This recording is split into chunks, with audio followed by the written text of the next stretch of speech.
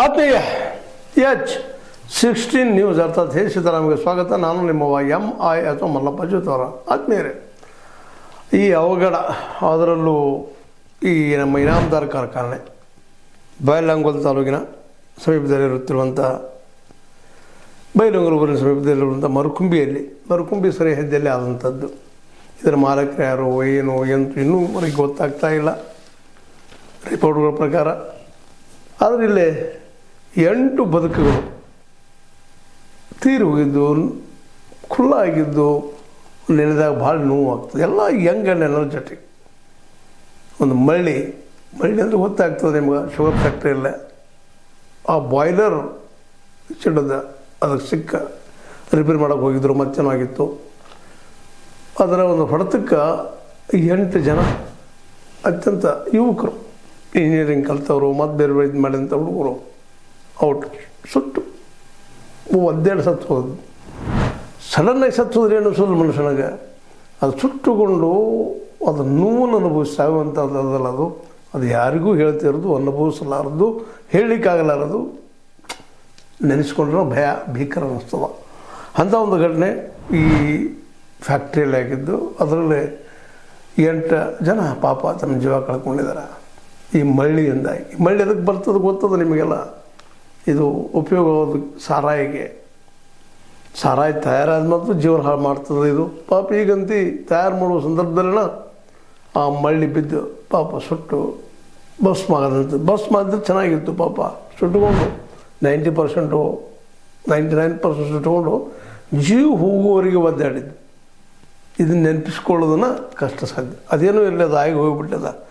ಆ ಘಟನೆ ಬಗ್ಗೆ ಈಗಾಗಲೇ ಒಂದು 3 ಜನರ ವಿರುದ್ಧ FIR ಆಗ್ಯದ. ಮೃತಪಟ್ಟವ್ರಿಗೆ ಒಂದು 20 ಲಕ್ಷ ಒಬ್ಬರಿಗೆ ಕೊಡಬೇಕಂತೇನೋ ಮಾಡಿದಾರೆ ಅಂತ ಹೇಳ್ತಾ ಇದ್ದಾರೆ. ಎಷ್ಟು ಬರ್ತದೋ ಗೊತ್ತಿಲ್ಲ. ಆದರೆ ಇದರಲ್ಲಿ ಅನೇಕ ಮಕ್ಕಳು ಏನಪ್ಪ ಅಂದ್ರೆ, ಮಂಜುನಾಥ್ ಗೋಪಾಲ್ ಅನ್ನುವಂಥವ್ರು ಮೆಕ್ಯಾನಿಕಲ್ ಇಂಜಿನಿಯರಿಂಗ್ ಮಾಡಿದಂಥ ಹುಡುಗ 2 ವರ್ಷಗಳಿಂದ ಕೆಲಸ ಮಾಡ್ತಿದ್ದಂತಿಲ್ಲ.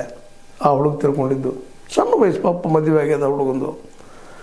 ಇದೇ ವಾರದಲ್ಲಿ ಅವನ ಹೆಂಡತಿ ಪಾಪ ಹೆರಿಗೆಗೆ ಹೊಂಟಿದ್ರು ಅಂತೇಳಿ ಸುದ್ದಿಗಳಿದ್ದಾವ. ಮಂಜುನಾಥ್ ಅಂತವ್ರು, ಇಂಥವ್ರೆಲ್ಲರೂ ಅನೇಕರು, ಕೆಲವೊಬ್ಬರು ಮನೆ ಕಟ್ಟಿಸ್ಬೇಕಪ್ಪ, ಇಲ್ಲಿ ದುಡ್ಕೊಂಡು ಹೋಗಿ ಮಾಡಿ ಅಂತ ಬಂದು ಕೆಲಸಕ್ಕೆ ಸೇರಿದಂಥವ್ರು, ಏನೇನು ಪ್ರತಿಯೊಬ್ಬರದ್ದು ಒಂದೊಂದು ಕತೆ. ಅಂಥ ಕನಸುಗಳು ಕಟ್ಕೊಂಡು ಉದ್ಯೋಗಗಳು ಮುಡಿಕೊಂಡು ಮಾಡಿದಂಥ ಈ ಯಂಗ್ ಜನರಿಗೆ ಇವತ್ತು ತಮ್ಮ ಬದುಕು ಸುಟ್ಟು ಹೋಗಿದ್ದು ಅವ್ರಿಗೆ ನೋವು ಅಷ್ಟಲ್ಲ, ಅವ್ರು ಹಿಂದಿದ್ದಂಥ ಈಗ ಆ ಒಂದು ಬದುಕುವುದಕ್ಕಾಗಿ ಚಡ್ಪಡಿಸುವಂಥ ಜನರಿಗೆ ಎಷ್ಟು ನೋವಾಗಿರಬಾರದು ಅಂತೇಳಿ. ಸ್ವತಂತ್ರವಾದ ಮೀಡಿಯಾಗೆ ಬೇಕಾಗಿರುವುದು ಸ್ವತಂತ್ರ ಧ್ವನಿ. ಆ ಸ್ವತಂತ್ರ ಧ್ವನಿ ಉಳಿಸಲು ನೀವು ಮಾಡಬೇಕಾದದ್ದು ಇಷ್ಟೇ. ಅದೇನಪ್ಪಾ ಅಂತಂತಂದ್ರೆ, ನಿಮ್ಮ ಕೈಲಾದಷ್ಟು ಸಹಾಯ ಈ ಚಾನಲ್ಗೆ ಮಾಡಿ ಹಾಗೂ ನಿಮ್ಮ ಧ್ವನಿಯನ್ನು ಕಾಪಾಡಿಕೊಳ್ಳಿ. ಒಬ್ಬ ಹುಡುಗನಂತೂ ಪಾಪ ಜಸ್ಟ್ ಮುಗಿಸ್ಕೊಂಡು ಬಂದಿದ್ದ, ಒಬ್ಬ ಅಪ್ಪನ ಮನೆ ಕಟ್ಕೊಂಡು ಮದುವೆ ಆಗ್ಬೇಕು ಅಂತ ಕನಸ್ಕೊಂಡಂಥ ಹುಡುಗ. ಎಲ್ಲರದ್ದು ಒಂದೊಂದು ಕಥೆಗಳು. ಅಪ್ಪಗೆ ಆಶ್ರಯ ಆಗ್ಬೇಕು ಅನ್ನುವಂಥ ಈ ಹುಡುಗ, ಅವನು ಇವತ್ತಿಲ್ಲ ಆಗಿದ್ದು. ಹೆಲ್ಪರ್ ಆಗಿ ಬಂದ ಮಂಜುನಾಥ್ ಕಾಜ್ಗಾರ್ ಅನ್ನುವಂಥ ಮುಂದೆ ಇನ್ನೂ ಕೆಲವೊಂದು ಭರತ್ ಸಾರ್ವಾಡಿ ಅನ್ನೋಂಥ ಹುಡುಗ, ತಂದೆಯವ್ರ ಬಸಪ್ಪ, ಅವರು 2 ಪುತ್ರರಿದ್ದಾರೆ. ಅವ್ರ ಮನೆಯಲ್ಲಿದ್ದ ಪರಿಸ್ಥಿತಿ, ಬೆಳೆದಿದ್ದಂಥ ಹುಡುಗ ಬಂದಪ್ಪ ಕೈಗೆ ಅನುಕೂಲ ಆಯ್ತು ಅನ್ನೋದ್ರಲ್ಲೇ ಜೀವನದ ಕುಲ್ಲ.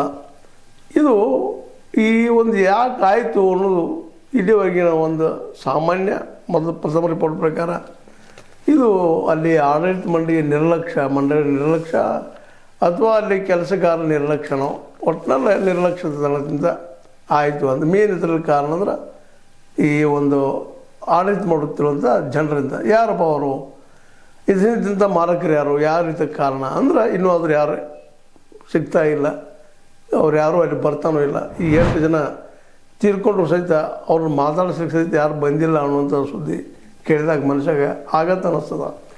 ಇಂಥ ಸಂದರ್ಭದಲ್ಲೇ ನಮ್ಮ ವಿಶೇಷವಾಗಿ ಕೆಲವೊಂದು ನಮ್ಮ ಇದರಲ್ಲೇ ಇಲ್ಲೇ KLE ಒಳಗೆ ಅಲ್ಲಿ ದಾಖಲಾಗಿತ್ತು ಅವ್ರದ್ದು ತೀರ್ಕೊಂಡಂಥ ಹುಡುಗರದ್ದು.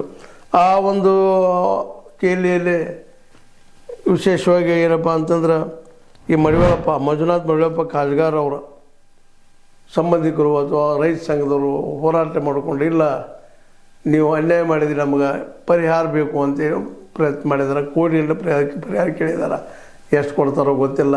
ಆದ್ರೆ ಕೋಟಿ ಕೊಟ್ಟರಾಯ್ತು, ಲಕ್ಷ ಕೊಟ್ಟರಾಯ್ತು, 10 ಕೋಟಿ ಕೊಟ್ಟರು ಸತ್ತವ್ರಂತೆ ಬರೋದಿಲ್ಲ ಆ ಮತ್ತು ಬೇರೆ. ಆದರೆ ಇದ್ದವ್ರ ಬದುಕಿಗೆ ಒಂದು ಅನುಕೂಲ ಆಗಲಿ ಅನ್ನೋ ದೃಷ್ಟಿ ಇಟ್ಕೊಂಡು ಮಾಡಿದಾಗ ಏನೋ ಬಂದು ಒಂದು ಅಧಿಕಾರಿ ಒಂದು 20 ಲಕ್ಷ ಘೋಷಣೆ ಮಾಡಿ ಹೋಗಿದ್ದಾರೆ. ಇದು ಎಲ್ಲರಿಗೂ ಅಪ್ಲೈ ಆಗುವಂಥದ್ದು ಅಂತ ದೊಡ್ಡ ದುರಂತ ಆಗಿ ಹೋಗ್ಬಿಟ್ಟದಲ್ಲ ಅದು.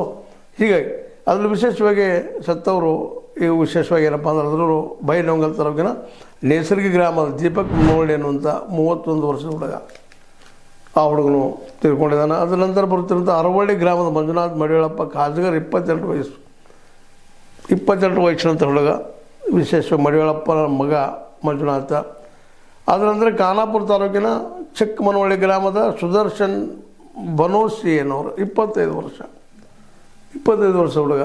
ಅವು ಇರುವ ಕನಸುಗಳು ಪಾಪ ಹುಡುಗರದ್ದು ಎಲ್ಲ 25, 30, 35 ವಯಸ್ಸಿನ ಹುಡುಗರು ಇದ್ದಾರೆ. ಗೋಕಾಕ್ ತಾಲೂಕಿನ ಕೊಡಚಿನಮರ್ಗಿ ಗ್ರಾಮದ ಭರತ್ ಬಸಪ್ಪ ಸಾರವಾಡಿ ಎನ್ನುವಂಥ ಹುಡುಗ 27 ವರ್ಷದ್ದು, ಏಕಾಏಕಿ ಕುಲ್ಲಾಗಿ ಹೋಗಿಬಿಟ್ಟದ. ಅದಂತರ ಬರುವಂಥ ಗಿಳಿವಸೂರು ಗ್ರಾಮದ ರಾಘವೇಂದ್ರ ಮಲ್ಲಪ್ಪ ಗಿರಿಯಾಳ 36 ವರ್ಷ ಪಾಪ ಹುಡುಗನಿಗೆ. ಇನ್ನು 15 ತಾಲೂಕಿನ ಹೂಲಿಗಡ್ಡಿ ಮಂಜುನಾಥ್ ಗೋಪಾಲ್ ತೇರ್ದಾಳ್ ಅಂತೇಳಿ ಈ ಹುಡುಗ 31 ವರ್ಷದ ಹುಡುಗ. ಇನ್ನು ಬಾಗಲಕೋಟೆ ಮರಿಯಗುತ್ತಿ ಗ್ರಾಮದ ಗುರುನಾಥ್ ಬೀರಪ್ಪ ತಮ್ಮಣ್ಣವರು 38 ವರ್ಷ ಇವರು.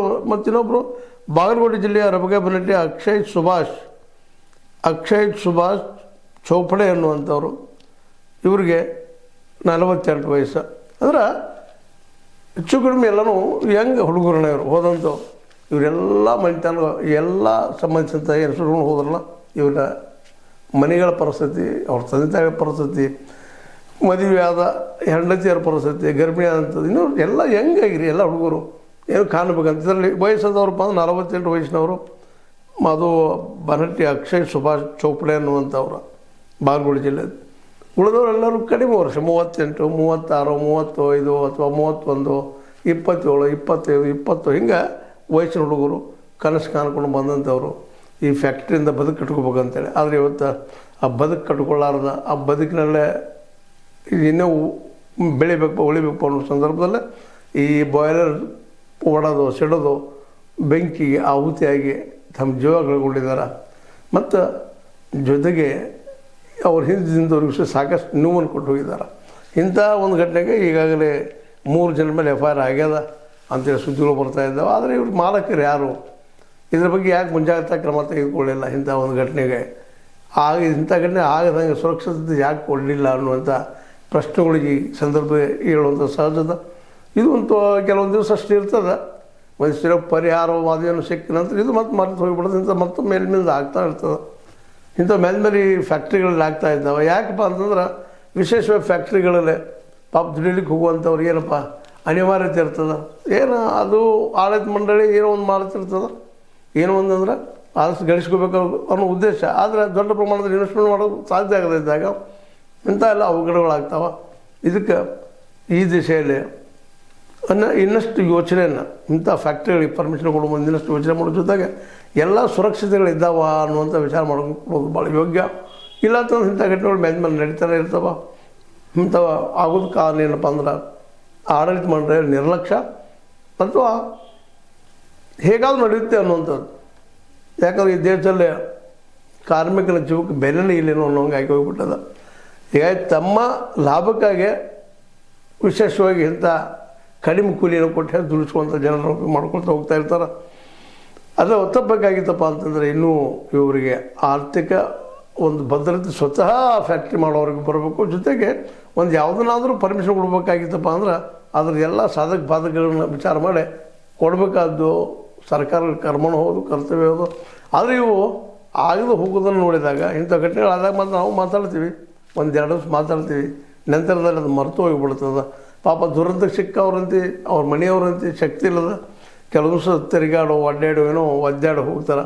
ನಂತರ ಎಷ್ಟು ಸಿಕ್ಕವು ಶಿರುಂಡಿ ಅಂತ ಹಂಗಾಗ್ಯದ ಪರಿಸ್ಥಿತಿ. ಈ 8 ಜನಕ್ಕೆ ಎಷ್ಟು ಮಟ್ಟಿಗೆ ಸಿಗ್ತದೆ ಪರಿಹಾರ ಗೊತ್ತಿಲ್ಲ.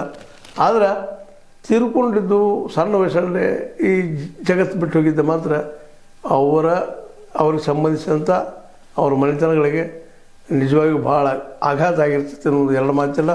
ಅದು ಅವರಿಗೆ ಭವಿಷ್ಯ ಆಗುವಂತಹ ಸಿಗುವಂಥ ವ್ಯವಸ್ಥೆ ಈ ಇನಾಮ್ದಾರ್ ಫ್ಯಾಕ್ಟ್ರಿ ಕಾರ್ಖಾನೆ ಅವರು ಮಾಡಿಕೊಡಬೇಕು ಅನ್ನುವಂಥದ್ದು ಒತ್ತಡ ಎಲ್ಲರಿಗೂ ಅದ. ಅದು ಎಷ್ಟು ಮಟ್ಟಿಗೆ ಮಾಡ್ಬೋದು ನೋಡೋಣ ಇನ್ನೂ ಆಗ್ತದೆ ಅಂತೇಳಿ. ಆದರೆ ನೋವು ಮಾತ್ರ ಭಾಳ ತೀವ್ರಾಗಿತ್ತು. ದೊಡ್ಡ ದುರಂತ ಆಗ್ಯದ. ಈ ದುರಂತಕ್ಕೆ ಶಬ್ದಗಳು ಹೇಳೋದು ಭಾಳ ಕಷ್ಟ ಅಂತ ಹೇಳ್ತಾ, ಆದರೂ ಇವರೆಲ್ಲ ಮನೆತನ ಜೊತೆಗೆ ಯಾರು ನೋವು ಉಂಡದಾರ ಆ ನೋವುಂಡ ಮನೆತನಗಳ ಜೊತೆಗೆ ನಮ್ಮ H16 ಅಥವಾ ಹೇ ಸೀತಾರಾಮ್ ಯಾವಾಗಲೂ ದುಃಖ ಅದರಲ್ಲಿ ಪಾಲಕರಾಗ್ತದೆ ಅಂತ ಹೇಳ್ತಾ, ಇದು ಅತ್ಯಂತ ನೋವಿನ ಘಟನೆ. ಇದಕ್ಕೆ ಪರಿಹಾರ ಸಿಗಲಿ ಆದಷ್ಟು ಬೇಗನೆ ಸರ್ಕಾರಕ್ಕೆ ಒತ್ತಡ ಹಾಕ್ತಾ H16 ನ್ಯೂಸ್ ಅರ್ಧ ಹೇ ಸೀತಾರಾಮ್ ಸತ್ಯದ ಕೈಗೆ ನಡಿ. ವಂದನೆಗಳು.